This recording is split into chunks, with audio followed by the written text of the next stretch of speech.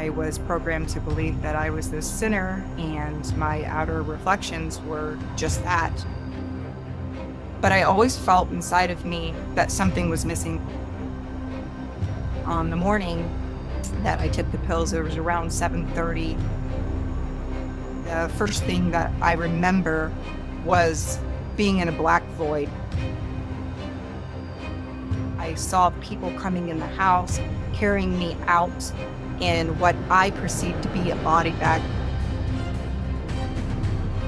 There was this beautiful being. We shot up into the universe through Earth.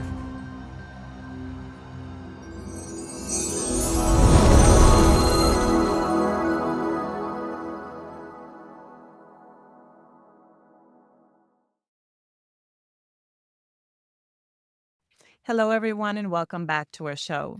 Our guest today is Lisa Everhart, a transformational coach and speaker with a remarkable story of resilience and empowerment. Lisa has turned her challenges into opportunities for growth using the law of assumption and I am awareness to inspire others to heal and manifest their best life. Lisa, welcome to the show. Hi, thank you for having me. I am very excited to have you on today, and I'm looking forward to dive deep into your near-death experiences and the lessons you got from that. But before we go there, can you tell us a little bit about your life before your NDE? Yes, so my story before my experience was pretty much a very sad story. I was addicted to alcohol. I went down the road of drugs, and I was very lonely and always looking for love outside of myself. I was raised in a Christian home. I was programmed to believe that I was this sinner, and my outer reflections were just that. I believed this to be true of myself. And so the road that I took was one that was very sad. Leading up to my experience, I suffered severely with depression, and I had made my body ill from the alcohol and the drugs. I had liver failing, kidney disease. I was always in and out of the hospital, probably like 4 to 5 times a month. I would be going into the ER. It was just a routine, a pattern that my life was at that time. So, at that time, when you were going through your experiences growing up, did it ever occur to you that there might be something more to this life than the physicality of it? Most definitely. So, because I was raised in a Christian home, I did have that programming that God was something outside of us and that we were a sinner, that we needed to be saved. And I did go to Christian school, and I did go to church every Wednesday and every Sunday as a child up until my older teenage years. But I always felt inside of me that something was missing, that there was part of the story that just wasn't adding up. Because being a mother of four beautiful children, I would never in a million years punish them for eternity and cause them pain just because they didn't meet my expectations. So I couldn't believe, because of my own experience, my own feelings, I could not believe that there was a God that would do this. So that is where I was leading up to my experience, was that there was a part of the story that was missing, or there was something that was messed with in the scriptures. I've read the scriptures front to back. Obviously, going to Christian school was part of the curriculum there. So it didn't make sense to me. And so I was always seeking and always searching for evidence of something. And at that time outside of me, but I ended up finding it within me. Lisa, can you please walk us through your near death experience? What was going on at that time in your life? What happened that day? Can you please walk us through that? Yes. So leading up to that day, I had a lot of stuff going on in my outer world experience. I had just gone through a traumatic divorce, lost custody of my children. I was sick. I was just very depressed. I wouldn't leave my room. I would get anxiety just to leave the house to go get my alcohol. I mean, I didn't even want to leave the house to get it. I actually ended up door dashing it. That's just how bad my anxiety and my depression was. For the longest time, I was always a cutter. I was always just very manic depression. It was just, there was no sense in living for me. I felt that everything that I loved in my life was always taken from me. And that's the mentality that I was leading up to my attempt of suicide, taking pills. and just wanting it all to end. I just wanted out of the pain because the pain was just so intense for me and I couldn't handle it anymore. So I thought that this was the best solution. And so on the morning that I took the pills, it was around 7:30 a.m. And my boyfriend at the time, I knew that he was going to be going to work and that there was going to be a good gap, a good window of time that I would be unbothered. So as soon as he left the house that morning, I took all of the pills, I took the poison, I laid in my bed, and the first thing that I remember was first being in a black void. I don't know how long I was there. That is undetermined, the time frame. I don't understand that part. But as the first time that I came to, I was outside of my body and I could see their body there laying on the bed. And it took me a little bit to realize that, hey, that's me. That's me there on the bed. And as soon as that kicked in, me understanding that I was separate from my body and that it was me, I remember my boyfriend coming in and I could see him panicking and I could see him calling and I saw people coming in the house carrying me out in what I perceived to be a body bag because it was over my face and it was being me carried out. And that was like basically like the end of that part of the experience. I was back in that black void and I don't know how long I was in that void. And the first time that I remember waking up, I was in the hospital and I could hear everything going on around me, but I was still kind of like light feeling. I didn't really have my senses yet, but I could hear. That was the only sense. I didn't feel anything or see anything because I could not open my eyes fully, but I could hear and I could hear the monitors. I could hear the people in the room asking for certain things and yelling, and it was kind of chaotic.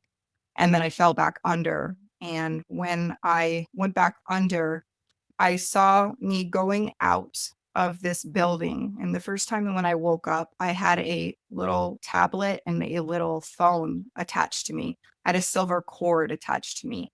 And I'm going out through the window and I glide through it, and there's two trees. And the two trees, one to my left and one to my right. I tried going up the right and I could not go up this tree. Why I felt I needed to go up the tree, I don't know, but I felt that I was supposed to go up this tree to see what was up there or what was going on. So I went over to the other tree, the left tree, and I was able to go inside of it. And as I went up it, it morphed into some type of tree house or it just expanded. And when I went inside of there, this is the most important thing for me. This is what I took away from this whole experience is that there was this screen, like an old-fashioned television, and there was static coming down this television. And when I looked at it again, there was little images of playing images of so many different lives. And I knew that they were all mine. How I knew that, I can't explain, but I knew that it was all versions of me. And when I looked at it real closely, there was the image of me laying on the bed, lifeless. And then right next to it, there was an image of me inside the hospital. And as I leaned into that hospital image, because I was reaching out, trying to touch it, of course, I did not have a body, but I could go forward with my force. And when I did, I was sucked into that image. And I woke up again in the hospital and the brick building. And when I woke up in the brick building, I went back outside. And when I went back outside, I remember waking up in a grave of some sort. There was dirt all over me. There was three crosses. There was one directly in front of me, one to the left, and one to the right of me. And as I began to move, there was no body, but as my force, my light force is the best way I could describe it. As I started to move forward, I was looking around me and my sight, I could see everything now. There was fragments of skull. And at this time, I was uncertain if it was mine or what it was going on. I was still kind of like in that shock. And as I looked around, the dirt fell more off me. The skull was all around me. And I started to glide up out of this grave. And I went over to the cave or to a rock. There was a rock that turned and morphed into this cave. And I started to go down into this cave, and the stepping stones started to appear in front of me, and all around me are more fragments of skull. And there is fire, and it's there. I could feel heat. And as I go in, it's inside this cave. It is all shattered glass all around. That is what the walls are made out of. And it took me a minute to realize that the reflection I was seeing, this fiery serpent, was actually me, because I was looking at it and I was seeing it for something outside of me. But then I realized as I looked around, there was glimpses of every angle of me, and there was nothing else in the cave. So it must have been me. And that was my take on it. After that, it's really hard to remember the sequence that everything happened, because when you're in this space, it is completely different than how it is here, where everything here happens in a linear time of a sequence of events. But in this space, everything's happening all at once. So, what came first and what came after, I truly don't know even to this day, because everything was happening all at the same time. And so, me saying that, the ending part, how I see it is this was the ending of this experience, was when I saw the risen Christ. And this is my perception of what it is I saw. There was this beautiful being, and he had a purple sash of some sort, like a tie around his waist. His hair was like just illuminated and beautiful and gold. And I was merging with him. And as I merged with him, we shot up into the universe through Earth. I could see Earth below me. I could see the entire planet, and I could see the galaxy around me. And we went up even further, and I could feel the heat coming on my face when we entered into what I perceived to be the sun. And as we entered into this beautiful place, I could see water that's flowing everywhere. There's all these mountaintops, and these high mountaintops had these buildings on top of it. And when we went into these, the very top one is the one we went into, and we flew up there. And everything there is spoken telepathically. There's no voice. We're not using any language. It's just known in here. And so as I entered in there, I saw two children sitting side by side. And this is the only thing that was actually shown to me while I was in this place. There was two children, their eyes were glazed over. And I knew that what was playing on one screen was playing on the other, and vice versa. And that they were creating what they were experiencing and on these screens through their mind, that they were creating it. And that was told to me. And that was what I took away from this entire experience. And I remember feeling overwhelmed with love. And I remember just knowing that I was told, you will remember in time. And that really stood out to me. And then I was also told that I will be a messenger. And after hearing this, I woke back up in the hospital, and that was my experience. And I remember telling people were asking me lots and lots of questions, and I started to share the experience. But of course, all that got me was a longer stay in the mental ward because, I tried taking my life. But I was released a few days later.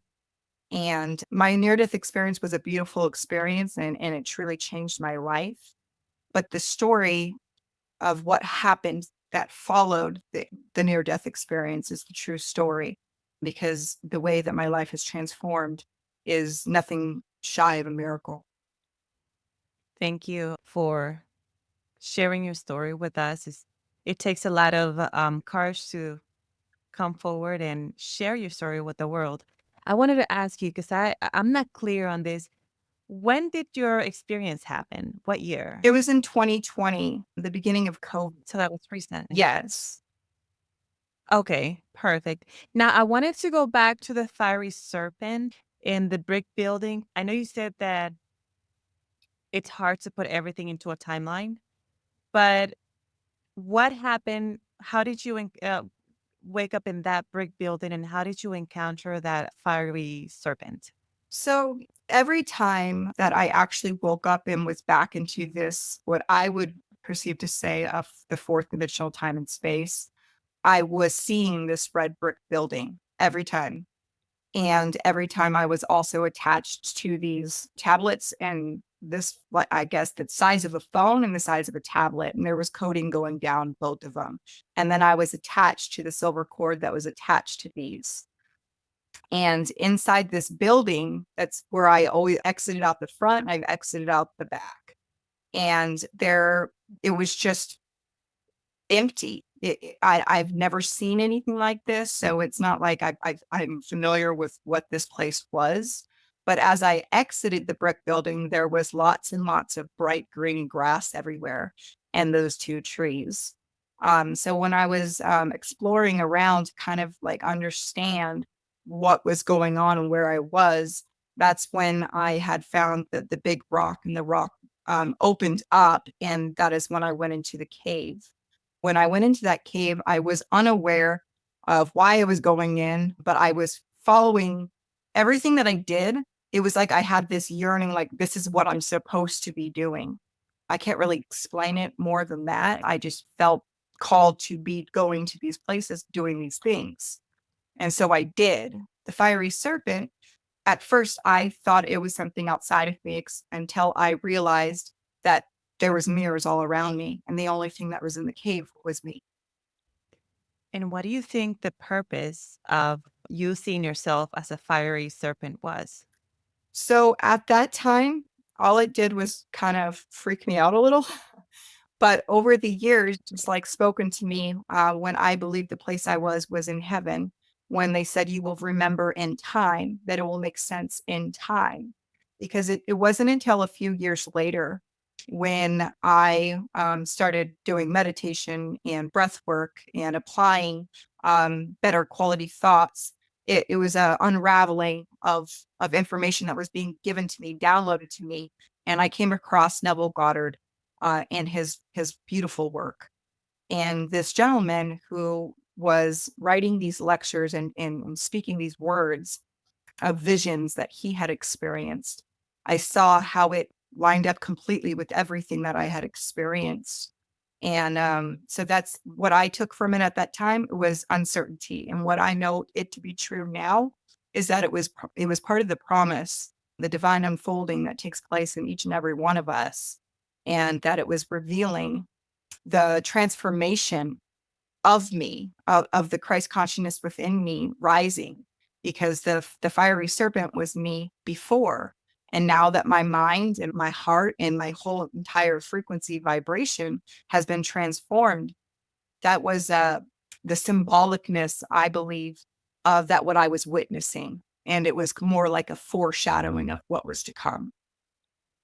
That reminds me of the chakra system. So we have the base chakra, and then we go all the way up to the seventh chakra, which is the crown chakra.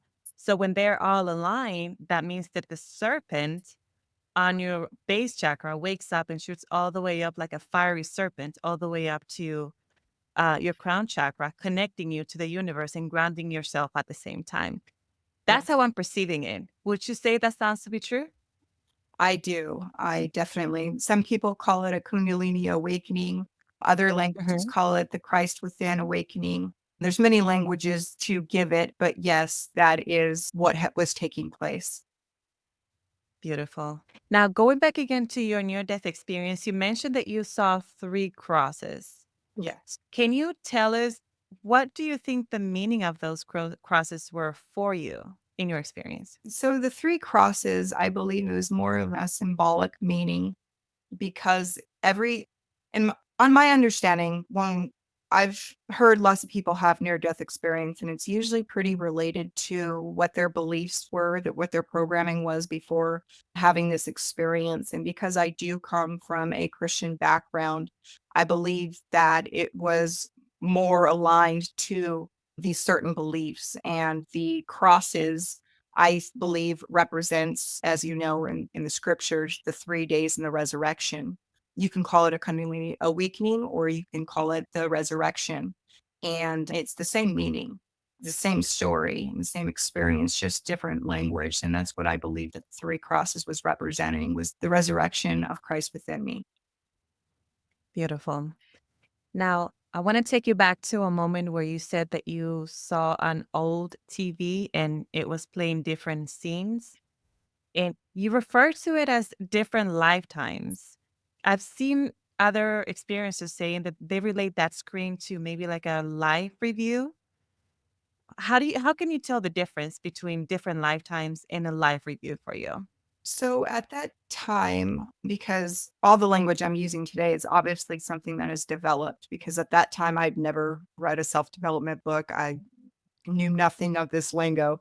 I just, I perceived it to be different versions of me because it wasn't what I had experienced in that life. So I didn't see it to be a life review, but more of a lives review.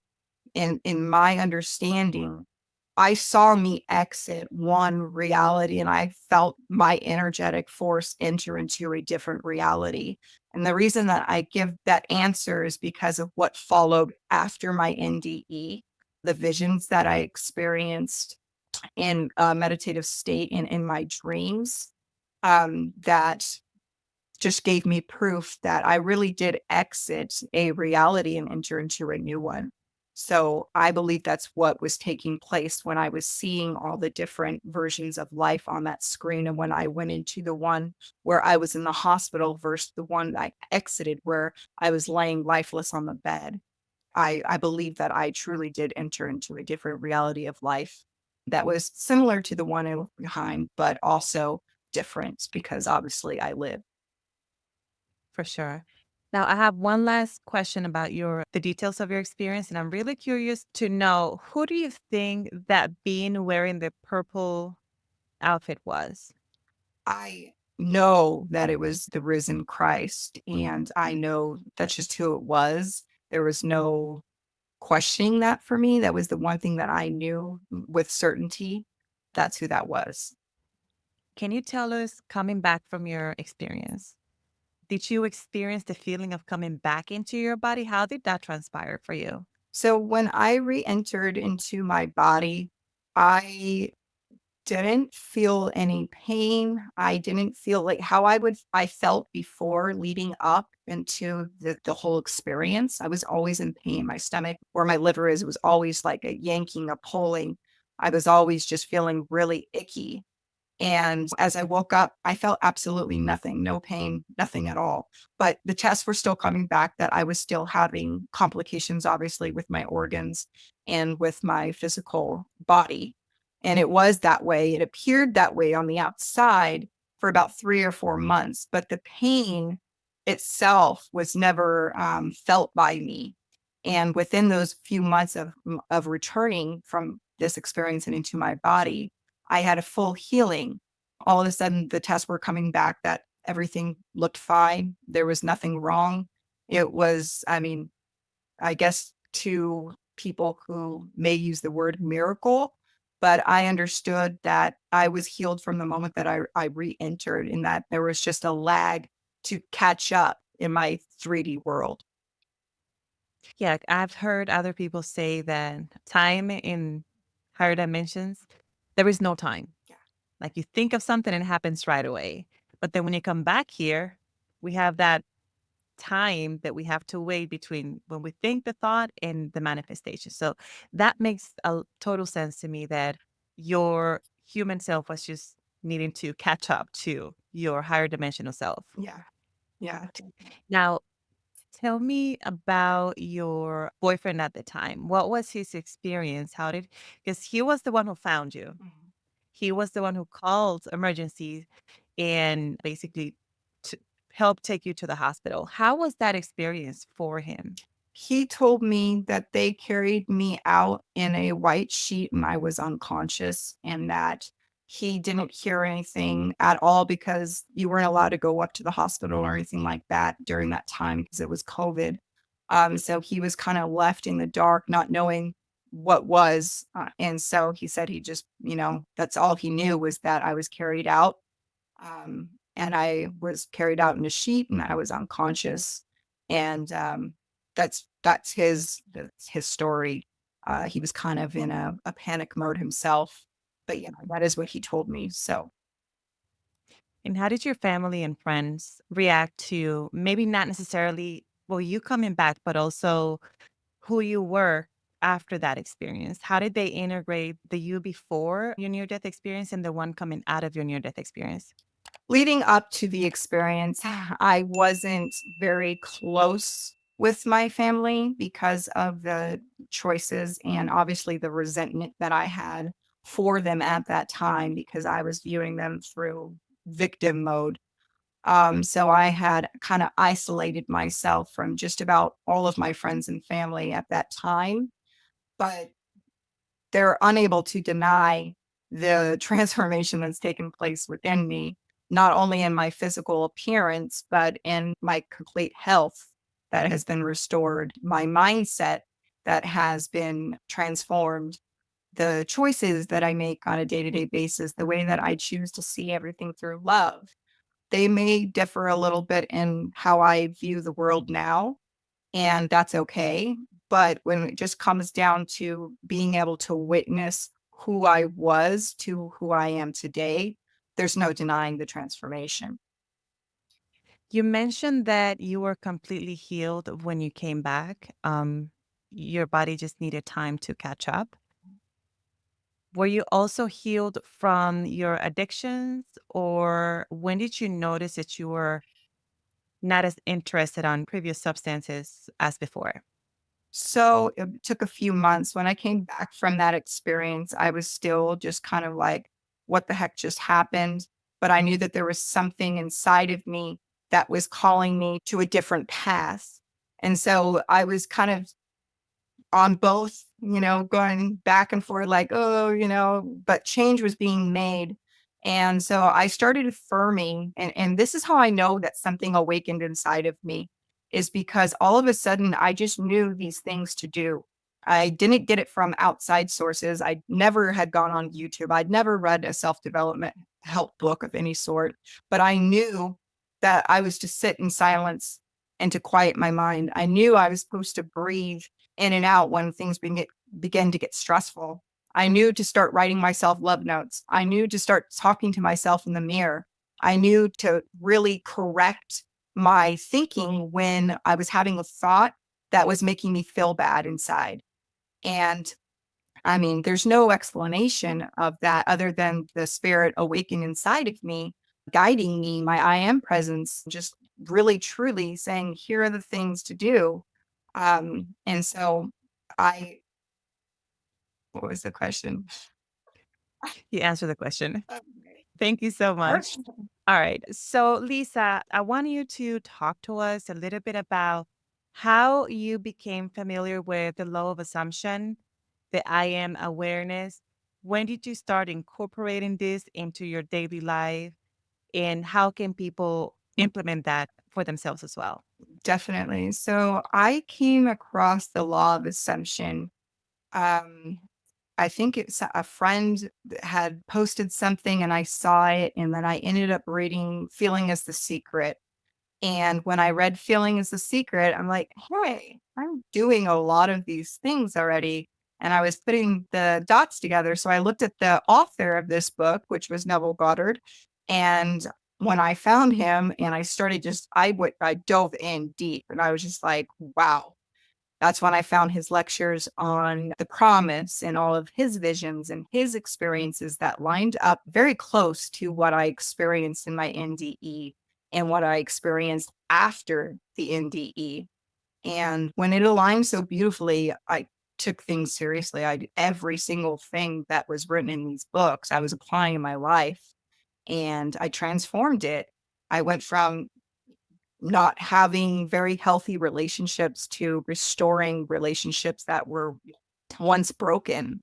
I was beginning to really truly embody peace, where that is something that I never, ever, I was always just filled with anxiety and always doubtful. When I was really applying these techniques in my life, I saw and felt the change, and I was able to lose over 100 pounds.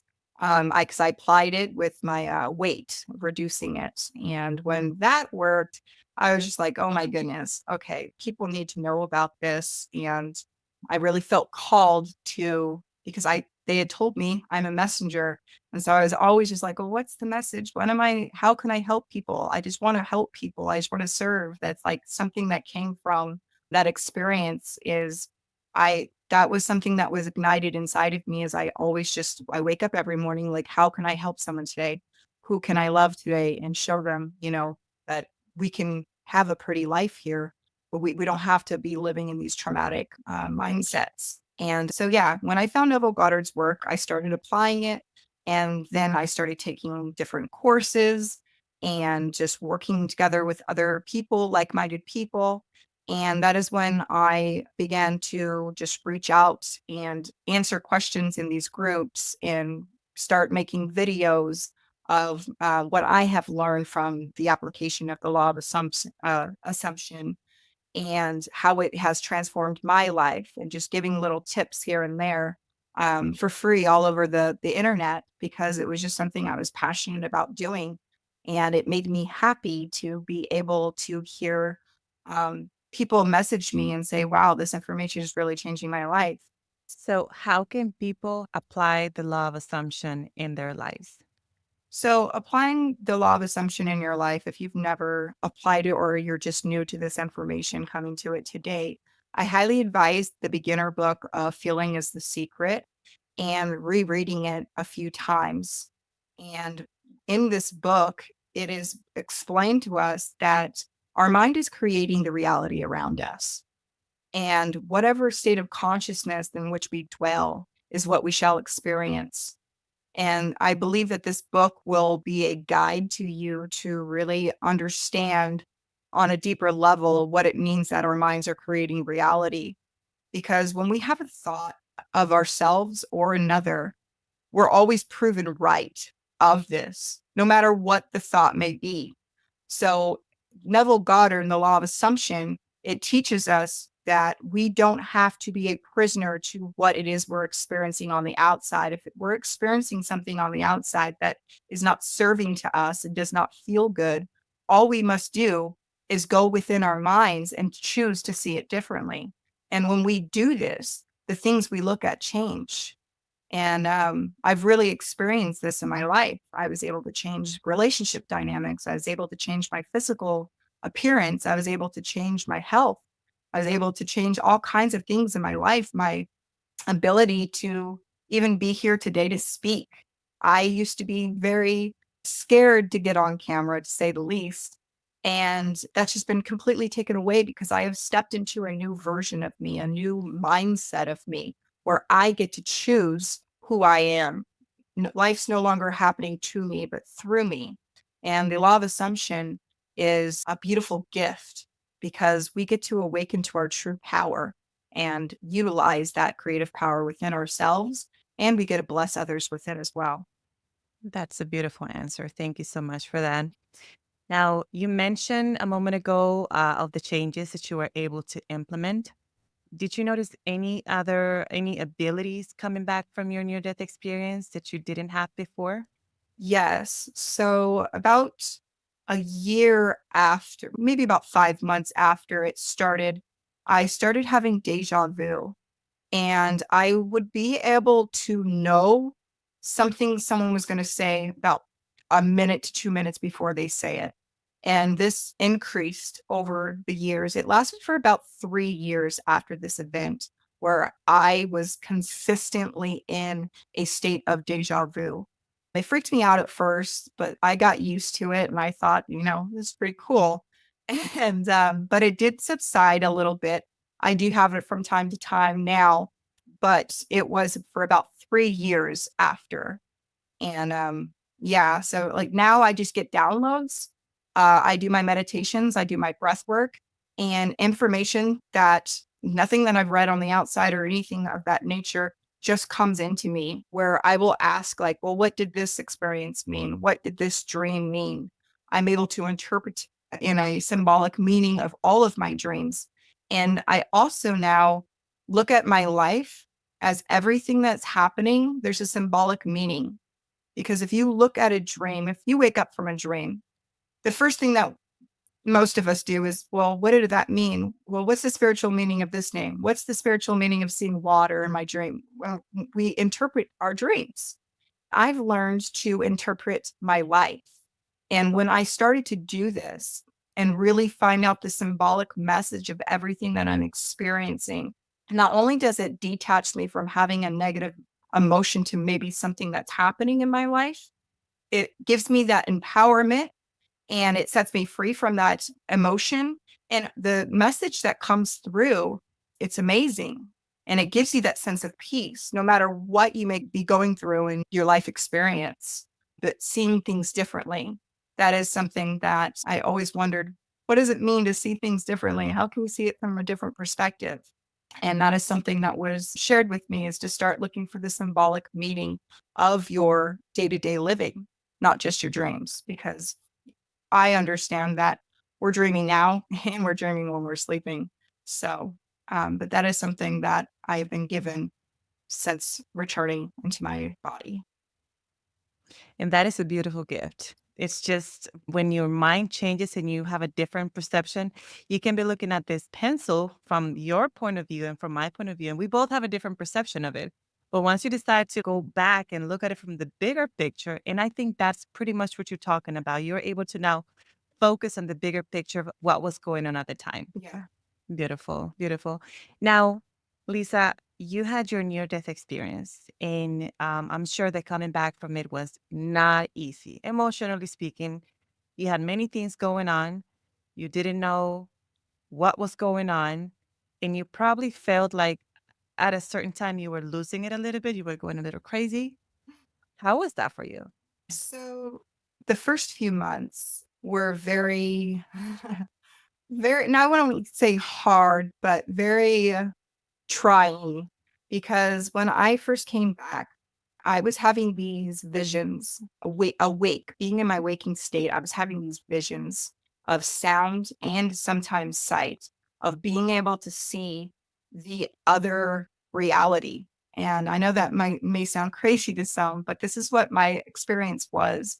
I was hearing people mourning me. I was actually had visions of people at my funeral and I was hearing and feeling the emotions too. So I wasn't just through my senses was I experiencing this, but I was having an emotional charge that all of a sudden I just start crying. And I knew that it was, I was still looking back. I was still looking at what had happened in a certain way. And when I started to redirect my focus on the life that I'm living now and to make it better and to see things with clarity and to gain more understanding, these visions and this entanglement to my past previous reality started to subside. I usually go to the IN's meetings nearby. And I just remembered I was at a particular meeting a couple of months ago, and there was this person. She was a member of the audience. We were listening to the guest tell the story. And you could see the despair in her eyes, in this lady's eyes. She was confused. She was listening to the story, the near death experience of the guest speaker. And at the time, that's when we got to ask questions. And she raised her hand. She wanted to ask a question. She said, I had a near death experience. I don't know what's going on. What do I do now? You could see the pain in her eyes, the confusion in her eyes. She didn't know where to turn. What advice would you give someone like her that just had a near death experience and their lives have been turned upside down? To keep reminding yourself that everything's going to be working out for you and to really just trust the process. The one thing that I took away from having that extreme experience and being subjected back into my 3D world was faith, was that something profound happened. And even though I didn't have a clear understanding of what it was at that time, I chose to have faith that it would be revealed to me in time. And that gave me comfort, really leaning into that faith that everything will be all right.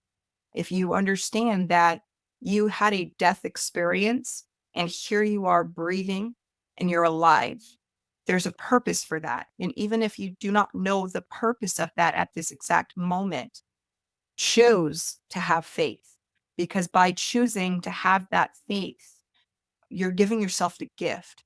Because in trying to figure it out, you can cause yourself to stress out.